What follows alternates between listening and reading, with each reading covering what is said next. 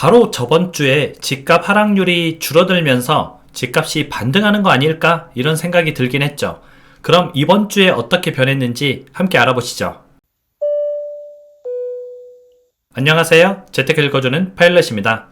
우리가 저번 주에 봤던 KB리본의 통계표, 거기서 굉장히 중요한 사실을 하나 알았죠. 집값 하락폭이 생각보다 줄었다. 그래서 파란색이었던 하락률이 하얀색으로 바뀌었다. 이런 부분을 알았었는데요. 그럼 그 줄었던 폭이 이번 주에는 어떻게 됐을까? 더 줄었을까? 아니면 하락률이 더 늘어났을까? 궁금하잖아요. 한번 그 표를 통해서 알아보도록 하겠습니다. 물론 이 표는 통계이기 때문에 약간의 오차는 있을 수 있어요. 하지만 전체적인 분위기를 보는 데 있어서는 굉장히 도움이 되니까 우리가 알고 있으면 도움이 되겠죠. 한번 화면을 보면서 얘기를 나눠보겠습니다. KB부동산에서 이제 매주 집값의 동향을 발표를 하고 있죠. 우리가 대충 보더라도 지금 전체적으로 파란색을 띠고 있죠. 이 파란색이 짙어지면 짙어질수록 하락률이 높은 지역이다. 그렇게 말씀을 드렸고요. 세부 지역들도 있지만 일단 전국과 서울을 한번 보도록 하겠습니다. 전국적으로 보게 되면은 집값 하락률이 0.43%였다가 이제 0.28%까지 떨어졌죠. 그런데 저번 주에는 0.19%, 그러니까 하락률이 조금 어느 정도 나오던 시기보다 절반 정도 떨어진 거예요. 게다가 이제 색깔도 저번 주에는 하얀색으로 바뀌었죠. 그러다 보니까 이거 좀 하락률이 많이 낮아지고 있고 매수세도 어느 정도 붙고 있고 금매도 조금씩 거래가 되고 있고 이거 반등 아니냐라는 의견이 조금 많이 있었는데요. 실은 이제 제가 봤을 때는 전체적인 장을 봐야 된다 그랬죠. 어느 특정 지역의 아파트가 급매물이 팔렸다고 해서 반등이 아니고 전체적인 걸 봐야 된다 그랬죠. 전체적인 평균이 올라가야 된다 그렇게 말씀을 드렸었는데 지금 보게 되니까 이번 주에는 하락률이 다시 좀 늘었죠. 파란 색깔로 변했죠.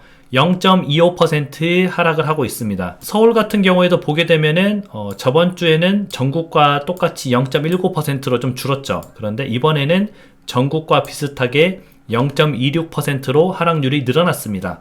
지금 서울과 전국 평균이 비슷하게 움직이고 있다 이렇게 보면 되고요. 우리가 이 표를 통해서 알 수 있는 건 저번 주엔 하락률이 조금 줄어드나 싶었는데 하락률이 다시 또 늘어났다. 그래서 지금 사람들이 이제 반등 심리가 조금은 있었어요. 근데 그 반등 심리가 좀 무색할 정도로 다시 하락률이 조금 살아나 버린 거죠. 다른 곳을 한번 볼까요? 부산 같은 경우에는 하락률이 저번 주랑 비슷하고요. 대구는 하락률이 조금 더 늘었습니다. 중구에서 이제 하락이 엄청 심하게 왔네요.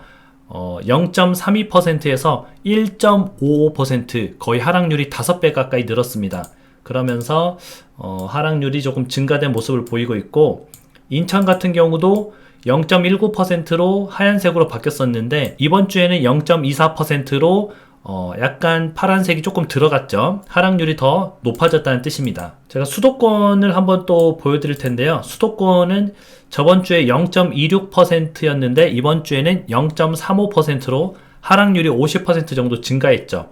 실은 이제 수도권은 상승하는 지역도 있었습니다. 저저번 주인가 상승하는 지역 여기 보시면은 용인시 집값이 올라갔었죠. 처인구 쪽에서 저번 주와 저저번 주에 0.31%, 0.37% 집값이 상승하면서 이제 반등하는 게 아니냐. 그리고 여기 집은 이제 높은 시세에 거래된 게 조금 몇 개 있었어요. 그러다 보니까 지금 집값이 반등하는 게 아니냐. 이제 뉴스 기사들이 이곳에 이제 예를 좀 들었던 거죠.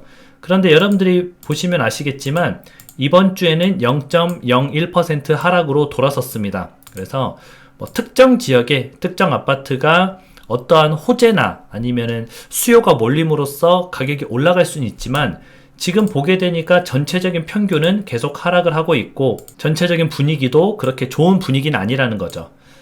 그리고 제가 항상 또 체크하는 게 매수 매도 지수라 그랬죠. 파는 사람 사는 사람 매수자 매도자 그런 비율이 좀 어떻게 되느냐 지금 보게 되니까 저번 주에는 22.3이었어요. 근데 이번 주에는 22.7 숫자가 높아지면 높아질수록 매수자가 많다는 거죠.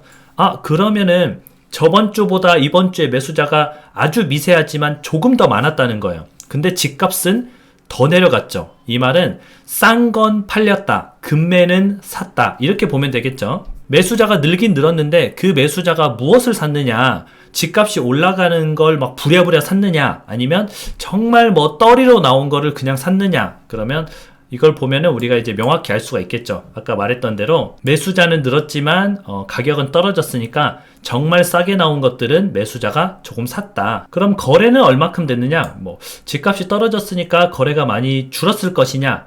아니죠. 매수자가 조금 샀으니까 거래가 좀 늘었겠죠. 전국을 보게 되니까 매매 거래 지수가 저번 주에는 8이었는데 이번 주에는 9.1로 늘었습니다. 아, 매수자도 조금 늘고 거래도 조금 늘었다. 근데 아까 같이 보게 되니까 집값은 어떻게 됐어요? 집값은 하락률이 더 늘어났다. 그러니까 집값이 더 떨어진 거죠. 더 떨어진 걸 산 거죠. 그래서 우리가 이 표를 보고 종합적으로 알 수 있는 점은, 아, 집값이 하락률이 조금 줄어들어서 사람들의 심리가 이거 반등하는 거 아니야? 라고 생각을 했지만 이번 주 하락률이 다시 늘어나면서 그 기대는 좀 물 건너갔다, 그렇게 보면 되고요. 전국, 서울, 수도권 전부 다 집가격이 떨어지고 있는 추세다, 그렇게 보면 될 것 같습니다. 단 이제 정말 싸게 나온 매물들이 있겠죠. 사정상 뭐 싸게 내놓은 매물들 같은 경우에는 매수자들이 관심을 보이고 그런 매물들은 거래가 조금 되고 있다라고 보는 게 맞는 것 같습니다. 그래서 집값이 지금 뭐 올라갈까봐 조마조마해 하진 않아도 될 것 같아요. 저 표를 보면은. 그리고 제가 엊그제 방송에서도 전국적으로 이제 전세 사기가 굉장히 늘어났다, 이 말은 전세금을 끼고 갭 투자했던 사람들이 집값이 올라가면은 돈을 벌려고 했는데 집값이 떨어지다 보니까 전세금이 떨어지게 되고, 그래서 그 떨어진 전세금만큼 그 갭이 있잖아요. 그 받았던 전세금과 떨어진 전세금의 갭이 있는데 그걸 돌려주지 못하다 보니까 이제 그냥 뭐 전세 사기가 돼버리는 거죠. 그리고 이제 미분양이 지금 굉장히 또 늘어나고 있죠. 뭐 올해 안에 10만 가구까지 간다, 이렇게 늘어나고 있는데 과연 이런 상황이 집값이 올라가는 상황일까 한 번쯤 우리가 생각해 볼 필요는 있는 것 같습니다. 그럼 오늘 하루도 여러분들 행복한 하루 보내시고요. 다음에도 더 재밌고 유익한 정보로 돌아오도록 하겠습니다. 그럼 다음에 다시 만나요.